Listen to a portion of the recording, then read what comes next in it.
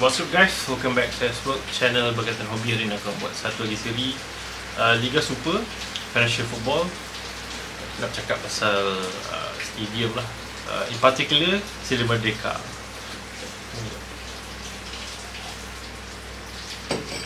So apa khabar korang? Dah lama aku tak buat siri Financial Football Liga Super. Basically sebab aku banyak buat video luar, pergi kepada padang dan ground bola sepak. Sebab kita akan menyambut Ramadan lagi seminggu lagi. Jadi aku nak habiskan masa di luar ataupun apa benda yang aku target aku nak buat before Ramadan approaching lah. So in the meantime aku memang tengah baca juga beberapa buku, nak buat konten pasal Financial Football Liga Super lah. Maknanya aku tak buat konten just cakap kosong saja. Aku akan baca dulu dan ambil extract isi penting untuk dijadikan reference lah. Pasal stadium, aku ada pinjam buku ni dari library KL, iaitu Stadium West Ham sekarang ataupun Stadium Olympic 2012 di Elizabeth Park, London. Lebih kurang macam East KL lah, North London, something like that lah, kawasan ujung London, macam projek East KL sekarang. Dan kedua ialah aku ada pinjam buku ni lah. Ini macam sikit aku boleh back tu sebab aku nak tengok dia punya jersey. Actually hari tu aku ada jumpa lah sales director Kelme sebenarnya. Dia minta aku design baju Negeri Sembilan lah. Dia juga fans tanya kenapa aku tak buat sambungan interview dengan orang Kelme lah. Dah buat dengan Joma, aku ada cari dalam 2-3 video yang lepas. Reason is aku rasa tak ada perkembangan yang beza lah. Last time aku jumpa dengan satu marketing director of Kelme. Dia minta aku buat design lah, design untuk baju Negeri Sembilan. Dan aku ada approach CEO baru Negeri Sembilan, itu Falik, saudara Falik lah panggilnya. Dia jauh lebih muda daripada aku. Nak buat interview, so patutnya bulan 2 itu interview dengan dia, tapi seperti dijanjikan bulan 2, sampai sekarang aku tak tahu bila dia available. Dia masih tak jawab aku ni WhatsApp ataupun message. Basically aku assume dah tak jadilah ataupun dah kena ghosted lah.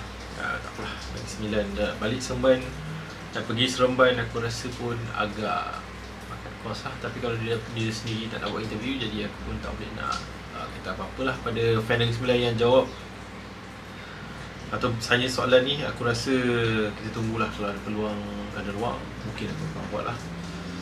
Mungkin aku interview orang Taljang lah, senang. Ataupun kalau ada peluang try interview partnership lain, misalnya abstract ke, that one aku tak tahu lagi. Aku try tanya apa nama brand lah, satu lagi brand yang subsidiary abstract, tapi dia orang tak reply lagi lah. So aku tak tahu brand apa yang aku dapat interview in the future lah. Aku nak cuba interview banyak brand supaya kita boleh tahu daripada mouthpiece diorang sendiri lah. So enough talking, kita akan pergi ke the main topic kita, iaitu Stadium Merdeka. Aku dah bagi buat video hari tu, hari apa tak, aku pergi ke Stadium Merdeka, tengok siri apa perkembangan Stadium Merdeka lah. Orang viral kan gambar Stadium Merdeka.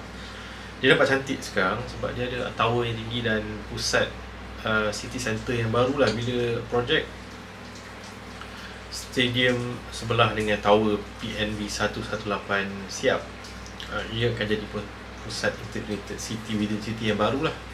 Aku dah cakap dah kot, city within city project ni macam di Stadium Shah Alam yang baru ni. Tapi Stadium Shah Alam nampaknya macam tak ada apa-apa update. Aku pun dah malas nak cakap pasal Stadium Shah Alam sebab macam buang masa lah. Lepas tu aku cuba buat update yang berbeza lah. Stadium lain pun ada banyak update yang menarik untuk dikatakan. Okay, first of all, Stadium Merdeka sekarang milik PNB tu, Permodalan Nasional Berhad, atau bahasa Inggeris dia ialah Malaysia Capital Body, something like that lah. Badan yang pegang duit investor dalam Malaysia lah, ASB, SNB dan lain-lain lah.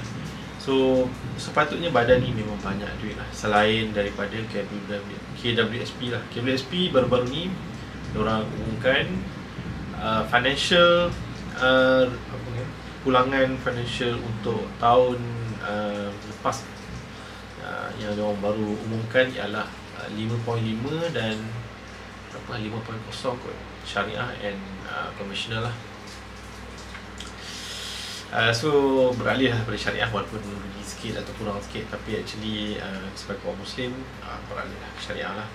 So kalau kau nak minta ada satu badan yang boleh take over satu piece of land or piece of ground, bagi aku KWSP yang paling banyak sekali. Ada, aku baca dekat Twitter dia cakap capital ataupun asset KWSP melebihi 1 trilion. Sebab tu diorang antara badan yang bangunkan projek di London, iaitu Battersea Power Plant Project lah. Bekas power plant lah dulu. Dia ikonik di London. Dan yang beli projek tu ada 3 grup: Setia, Berjaya, CTSP, Berjaya dan juga ni lah. Berjaya, bukan Berjaya. Apa lah satu grup? Setia, tak ingat satu grup mungkin nama apa, tapi satu lagi ialah KWSP lah.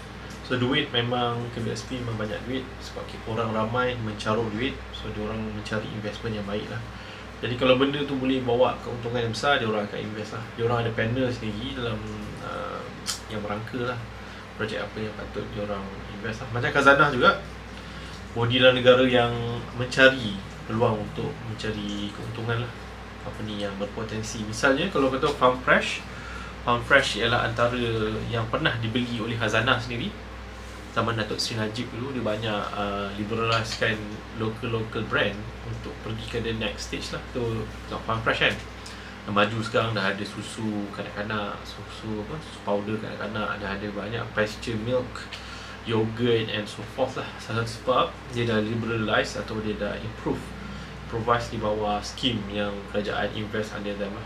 Tapi kerajaan, the next kerajaan after Datuk Seri Najib, dia jual dan stock, which is tak boleh cakap apa lah. So sama juga macam Stadium Merdeka ni dibeli oleh PNB. Dibeli pada tahun 2005. Selepas masa tu ada badan baru bawah kerajaan dipanggil sebagai Akta Warisan Negara 2005.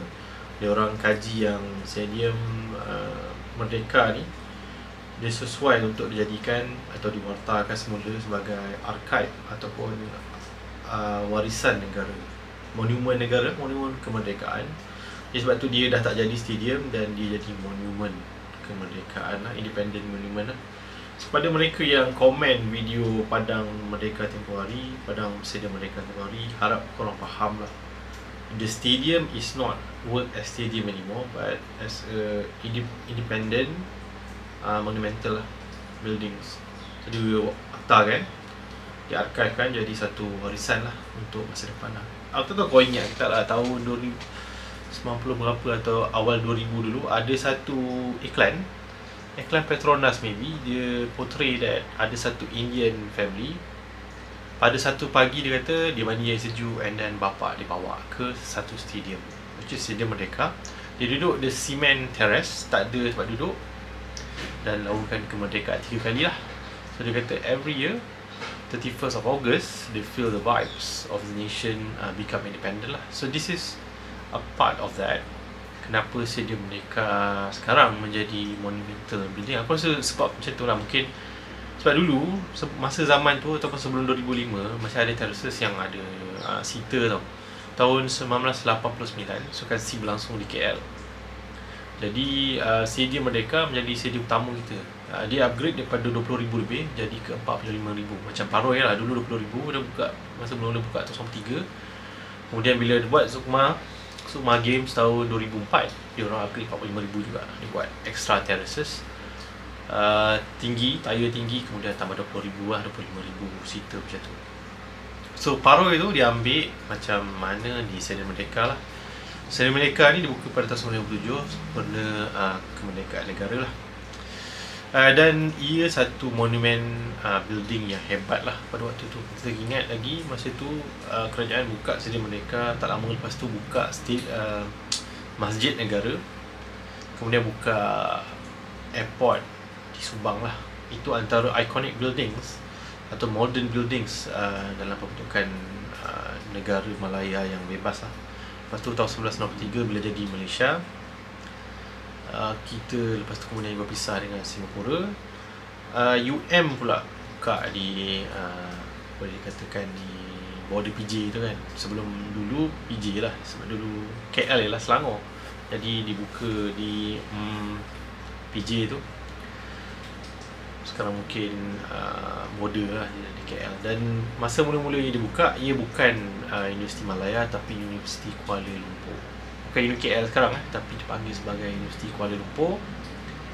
Dan bila Universiti Malaya dipindahkan dari Singapura ke KL, ia ditukar menjadi Universiti Malaya lah. Universiti Malaya tu ada banyak significant history behind it. Dan buildings dia pun, kau tengok dia punya dewan-dewan dia, memang ada significant of that history lah, ataupun dia punya design language sama macam Stadium Merdeka, macam Masjid Negara tadi aku cakap. Satu lagi ialah airport di Subang lah. Dan macam Museum Negara pun ialah salah satu building yang dibina semula lepas Perang Dunia lah, iaitu bom daripada Jepun jatuh ke that building. Museum masa tu ialah Museum Selangor sebenarnya. Museum Selangor tu design dia lain sikit. Dia macam kereta api Kuala Lumpur, stesen kereta api Kuala Lumpur yang berbentuk Anglo-Saxon sikit, ataupun Indian Anglo-Saxon. Aku tahu lah apa terms dia, tapi Anglo tu ialah British, Indian ialah sebenarnya daripada India lah, dia campur kan. Kemudian bangunan tu, Museum Selangor tu dah dibom oleh Jepun, kemudian digantikan dengan bangunan yang baru lah. Design dia mesra kepada ancient Malay punya design sikit. Jadilah sekarang Museum Negara. Okay, enough talking with that. So kita cakap pasal Stadium Merdeka. Masa dibuka, ia satu monumen hebat lah. Okay, aku refer satu artikel dari The Age, khabar investment, nama dia The Age. Okay, dia masa Stadium Merdeka dibina, ia merupakan salah satu design yang power lah, ataupun architectural monumen yang hebat lah. Kita Malaysia, kita merdeka, negara kita bukanlah negara yang develop lah macam kita sekarang. Kalau KL dulu, ia satu macam bandar yang kecil lah. Ada orang cakap dulu Johor atau JB ialah bandar yang lebih pesat lah. Tapi bila kita dah membentuk Malaysia, KL tu naik dengan cepat. Dan pada tahun 1974, Federal baru dapat jadikan KL sebagai dipanggil sebagai Federal Territory lah. Sekarang ulang tahun ke-50, jubli 50 tahun KL sebagai Independent Federal State. Dia bukan macam di New York City misalnya, KL ialah Federal Territory. Okay, so Stadium Merdeka merupakan one of the building, heart of it lah. Kita cakap di old KL dulu, dia ada banyak tempat yang tertumpu. Bila kerajaan buat buildings baru, kalau kita ingat balik, banyaknya di kawasan berdekatan dengan Stadium Merdeka, kemudian dekat dengan Dataran Merdeka, Selangor Royal Club tu. Kemudian Masjid Negara, ada beberapa building lagi kat situ, termasuklah rumah mendiang, silap lah, Allahyarham Tun Razak, yang sekarang menjadi Memorial Tun Razak lah, yang dekat dengan KL Taman Botani lah, ataupun KL League, Taman Tasik KL lah. So bangunan itu pun, rumah Allahyarham Tun Razak pun sebenarnya dibeli oleh PNB untuk diwartakan sebagai warisan negara. Kalau kau pergi sana, dia orang pun preserve balik bangunan tu supaya ia rupa seperti zaman dulu lah, dicat balik. Dia tak ada tambah benda-benda baru. Dia letak perabot pun perabot yang lama. Misalnya ada bilik-bilik anak kepada Allahyarham Tun Razak, misalnya Datuk Najib, Datuk Nazir dan lain-lain. Dia orang ada letakkan macam kondisi yang mungkin dia orang refurbish lah, tapi macam tu lah. Kemudian Istana Negara yang lama pun dah jadi museum sekarang. Dia orang pun nak cuba refurbish dan membetulkan ataupun baik pulih seperti keadaan asal. Ini ialah warta negara, warisan negara lah, tahun 2005. Dia cuba nak ikut macam di UK sana, dia orang mewartakan kita punya warisan-warisan building kita, jadikan sebagai keadaan asal ataupun lebih kurang lah. Dan Stadium Merdeka ni dikira sebagai stadium yang moden lah pada zaman ni. Dia dapat silap ni yang tadi aku tengok.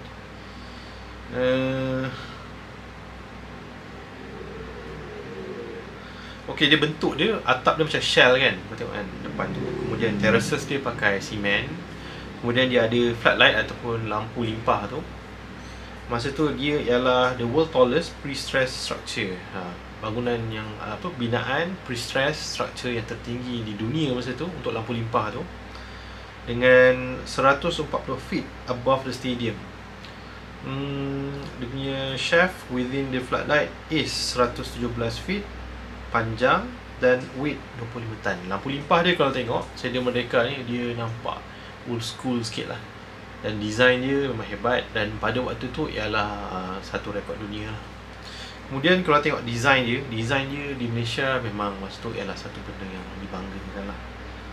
Kemudian pada tahun 1994, Stadium Negara ni di bawah UEM ataupun anak syarikat UEM, iaitu syarikat Puncak Vista. So aku tak tahu siapa owner dia, percaya sendiri lah. Tapi UEM lah, UEM ni adalah syarikat yang berkaitan dengan kerajaan. Dia menjaga stadium ni, tapi ditukar milik pemilikan stadium ni bila kerajaan bagi UEM projek untuk bangunkan the new stadium yang akan menjadi stadium terbesar di negara kita, iaitu Stadium Kirk Jalil lah. So UEM dia handle projek tu, dan Stadium Merdeka masa tu dijual kepada panggil sebagai Dana Harta Nasional. So Dana Harta ni dia jaga Stadium Merdeka ataupun dia jadi pemilik yang baru. Tapi masa tu masih lagi 45,000 lagi kapasiti pada Stadium Merdeka lah. Pada tahun 98 kita ada masalah ekonomi. So PNB take over lah. Take over. Dan pada tahun 2005, Badan Warisan Malaysia ataupun dalam Akta Warisan tahun 2005, dia buat kajian lah ataupun dia buat inspection di stadium, adakah ia layak atau ia perlu untuk dijadikan sebagai satu monumental building yang akan diaktakan dalam akta tersebut lah, Akta Warisan 2005 ni. Dan pada tahun 2006, Pemuda Nasional ni dah siap lah dapatkan jadikan stadium ni kepada bentuk asal lah. Dan pada tahun 2008, stadium ni dia menang satu panggil anugerah lah, anugerah daripada UNICEF, iaitu bangunan heritage building lah. Ini anugerah yang dimenangi pada tahun 2008. Jadi Stadium Merdeka ni bukanlah satu idea yang pendek untuk dijadikan sebagai akta warisan atau bangunan monumen warisan, tapi telah dirangka dalam masa yang panjang lah. So sekarang dah 2004, dia siap dalam pembentukan ataupun renovasi untuk mengurangkan kapasiti itu pada tahun 2006. Sekarang sudah hampir 20 tahun lah, 18 tahun lah. So aku tak tahu kenapa orang baru sekarang cakap kenapa stadium tu robohkan kapasiti, dia punya rumput tak rumput, mahal dan sebagainya. Kita kena lihat the bigger picture lah. Ini aku dah buat video juga, pergi ke Dataran Merdeka dan tunjuk Padang Merdeka atau Padang Dataran Merdeka tu dulu ialah Padang Mula sebenarnya. Pada edisi awal HMS Malaya Cup, itu ialah venue lawanan HMS Malaya Cup lah, untuk final di situ antara Singapura menentang Selangor lah, dan Singapura yang menang. Jadi Padang tu kalau tengok sekarang pun memang teruk juga. Dia ada lubang-lubang, walaupun baru ni dia ada baiki sikit, tapi bukanlah sesuai untuk bermain bola, tapi leisure punya tempat ataupun tourist attraction. Jadi Stadium Merdeka aku jangka dia akan jadi macam tu juga, memandangkan pada tahun ni atau tahun depan bila ia dibuka, tahun ni akan dibuka, tapi PNB 118 akan dibuka mungkin tahun ni atau tahun depan, late this year ataupun tahun depan. Akan ada banyak building surround yang akan menjadi tourist attraction lah dan ekonomi activity point lah. Kita lihat macam mana KLCC dulu masa dia buka dulu. Dia buka masa late 90s, tahun 96 itu, dan ia semakin bertambah baik lah. So kalau kita tengok PNB 118, building yang sangat tinggi, dan ialah building tertinggi di Asia Tenggara, kemudian kedua tertinggi di dunia lepas Burj Khalifa. Dan bila dia jadi bangunan yang kedua tertinggi di dunia dan ada tower yang high advance, kawasan tu memang jadi kawasan yang premium lah, tanah premium lah, dah jadi mahal. Ini aku tak setuju tau, kenapa kerajaan dia nak buat building yang tinggi di kawasan yang ada banyak monumen-monumen yang bersejarah lah. Sebab kalau kau pergi kawasan tu sekarang, dia dah buat lah dia punya kawasan lorong parking bawah tanah tu. Dan sebenarnya di sebelah VI tu, sekolah Victoria kan, ataupun VI Institute. So pelik lah kenapa kau buat satu tower yang boleh dikatakan bertaraf dunia, the second tallest building in the world, tapi sebelah sekolah yang antara yang sangat ikonik di Malaysia lah. Takkan dalam masa beberapa tahun nanti kita kena halau pula VI dari situ. Sebab selalu jadi macam tu kalau bila kerajaan buat monumen baru, diorang akan robohkan monumen lama lah, which is a sad thing lah. Kalau kau tengok di KL Tower dulu ada sekolah convent mungkin Andas mungkin pernah jadi macam tu juga. Dan harapnya VI tak kena alih lah. Sayang lah sebab ia ada satu piece of history yang penting untuk pembentukan Malaysia lah. Banyak juga leaders yang bersekolah di situ. VIOBA atau VIOBA kan, antara badan yang aktif juga lah yang menjaga sekolah tu. Kemudian kat situ ada banyak lagi stadium. Pada yang tak tahu, ada stadium negara, itu indoor stadium lah. Indoor stadium ni berbentuk macam bulatan lah. Dia modern untuk zaman tu. Kalau kata cerita Piramli, cerita apa, masa-masa manis kot. Piramli ada melakonkan satu adegan dekat Stadium Merdeka dan juga Stadium Negara. Mungkin Stadium Negara lah sebab dia kan berbukit kan. Kereta Piramli tu dia pakai Morris or something, dia naik. Dan masa tu kosong masa sekitar tu. Sekarang dah ada banyak sekolah. Ada sekolah Cina, ada sekolah sukan. Sekolah Cina tu mungkin sekolah sukan lah, dia banyak court yang pasal. Lepas tu ada Stadium Maba tu, Stadium Basketball. Stadium Basketball tu betul-betul depan dengan PMB 118 lah. Dan yang aku dengar itu pengumuman Presiden Maba, dia cakap dia nak jual aset Maba di situ. Aku rasa ialah building Maba tu dia akan robohkan dan dia akan building apartment tower lah. Itu Stadium Maba tu pun sebahagian daripada ni ada ura-ura nak dirobohkan. Jadi kau tunggulah kawasan di situ, harapnya diorang preserve lah. Dan tower yang tinggi ni akan dilengkapi ke masjid, pusat beli-belah. Ada satu pusat beli-belah tu 7 tingkat tak silap aku. Dia macam Suria KCC lah. Sebab kita tahu projek KCC tu menjadi benchmark kepada tower-tower ataupun city within city tower yang berlaku di Malaysia lah. TRX pun sama juga, dia buat macam tu juga. Dia buat satu tower, kemudian dia buat banyak building surround yang menyokong pusat macam di TRX ialah pusat financial district di KL, iaitu London. Dan kalau dilihat macam mana PNB ni, aku tak sure apakah target lah. Kita tahu PNB adalah badan investment, adakah situ menjadi pusat investment, company investment ke, aku tak sure. Sebab kalau di KLCC masa mula dia buka dulu, banyak juga syarikat oil and gas yang masuk di situ selain syarikat komersial lain lah. Jadi hopefully Stadium Merdeka ni akan dijaga dengan baik. Aku yakin kalau ia betul-betul direnovasi dengan baik, ia akan cantik. Sebab apa yang diorang cuba buat ialah membawa satu image yang lampau lah. Misalnya masuk tu, dia buat entrance macam dulu, dia kanopi lama. Lepas tu dia buat tiles yang kecil-kecil. Tahun 1957 banyak pakai macam tu. Kemudian dia punya dinding dia pakai tiles yang petak, yang medium, tak besar sangat. Mural dia memang mural lama, memang gaya tahun 1957 dan 60s lah. Bila masuk, terraces yang grandstand tu je ada extension, ada situ sikit. Kemudian lain semua terrace cement saja. Jadi kalau kau nak jadikan ini stadium bola sepak, aku tak sure lah adakah ia boleh. Sebenarnya dah ada orang pernah sewa, misalnya KLFA sendiri pernah sewa. Tapi nak jaga rumput tu memang menjadi isu sebab orang tak nak invest duit untuk membuat longkang lah.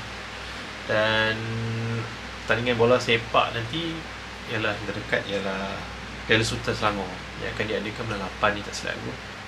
Dan kalau ia dianjurkan dengan baik, mungkin ada membentuk ruang untuk tim lain nak sewa lah. Tapi Liga Super, kalau kau nak sewa stadium Merdeka ni, kau kena buat cerita baru.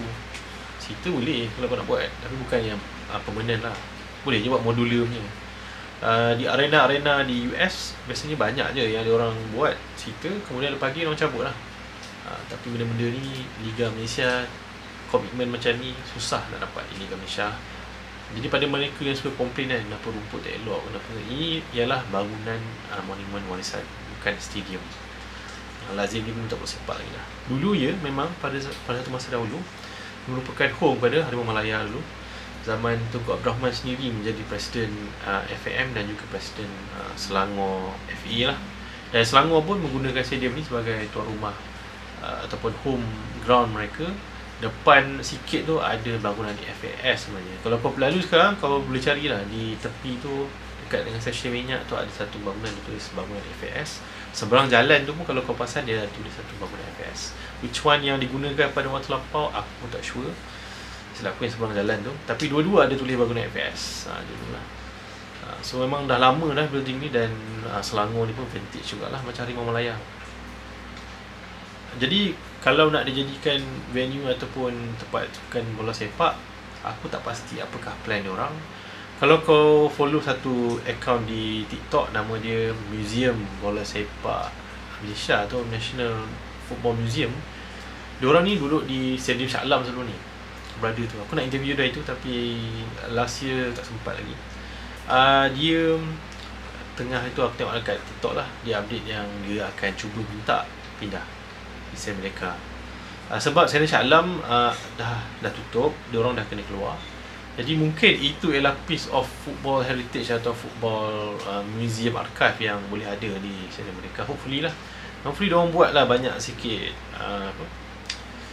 macam detailing lah di dinding ke, di lantai ke, macam projek River of Life berdekatan dengan Dataran Merdeka lah. Kalau kau pergi ke Dataran Merdeka sekarang, aku antara tempat yang aku suka lah, tempat dia memang tarikan attraction turis. Kalau kau jalan depan tu ada River of Life, depan tu ada Pudu, Jalan Pudu tu kan yang aku cakap ada mini Dakar tu. Depan sikit kau boleh pergi CM, Central Market. Central Market sekarang pun sangat berbeza dengan tahun 2000 atau 90-an dulu. Kalau dulu pergi nampak crowded dan nampak panas kan. Sekarang dia dah buat cantik lah, macam kat London. Apa tah marketplace London yang orang suka pergi tu. Lebih kurang macam tu. So kalau kau jalan depan sikit ada apa? Playboard Post, depan sikit ada Masjid Negara. Pun tempat tourist attraction, hari biasa, hari weekend ramai turis datang, bukan agama Islam pun. Diorang akan pakai that hood lah untuk masuk Masjid Negara. So Masjid Negara kalau kau pergi, sekarang pun diorang pun selalu buat penambahbaikan lah, tukar tiles. Tapi tiles lama juga. Kau tengok jubin-jubin yang kecil tu, walaupun rosak dia akan ganti. Kau tengok bumbung Masjid Negara, setiap beberapa tahun diorang akan tambah baik lah. Dan diorang akan kekalkan design. Itulah macam mana Stadium mereka akan jadilah. Cuma tak tahu macam mana diorang sanggup keluarkan duit, sebab apakah ia akan jadi tempat yang boleh dilawati setiap hari ataupun stadium yang tempah saja. Stadium Merdeka ni sebenarnya pada yang tak tahu ialah tempat konsert sebenarnya. Sekarang dah 40 tahun dah aku rasa. Daripada dulu lagi. Stadium Negara pun sama juga. Michael Jackson misalnya pernah buat konsert di situ pada tahun 1996, history tour je. Kemudian tahun 2011 Justin Bieber datang Stadium Merdeka. Metallica tahun 2013 mungkin. Wings tahun 2015 ulang tahun ke-30 Wings, antara yang best lah bagi aku. Stadium dia sangat best sebab dia kecil dan atmosphere tu jadi best tau. Dan kalau kau tengok dalam video yang aku buat baru ni, LED board daripada dulu dah tak ada. Dia letak papan yang lama lah, ada Jatah Negeri. Kalau kau biasa masuk, kau akan nampak benda tu lah. So siapa yang suka benda-benda macam ni, dia akan menghargai lah. Siapa yang nak padang canggih dan sebagainya, aku rasa banyak lagi stadium di Malaysia. Banyak lagi stadium mini yang boleh dinaik tarafkan menjadi stadium full-fledged football stadium lah. Tengok macam mana Real Cukai. Kalau kau pernah, aku pernah buat video juga Real Cukai. Real Cukai dia ambil stadium mini, jadi orang setiap tahun dia orang cuba tambah baik lah. Aku rasa itu lagi baik lah daripada kau nak ambil satu stadium yang ada piece of history, piece of monumental heritage macam Stadium Merdeka lah. So aku akan letak link di bawah ni, di komen atau komen yang di bawah ni, di box bawah ni, ataupun di komen pertama aku akan pinkan link yang korang boleh baca lah. So kalau korang ada pendapat korang, tulislah dengan berilmiah sikit, ataupun kau baca lah, jangan malas membaca. Mungkin mendapat 1-2 input daripada video yang aku buat ni lah. So terima kasih guys, jangan lupa like, comment and share, subscribe to channel aku, channel ni. Dan yang paling penting, see you guys in the next one. Peace, ciao.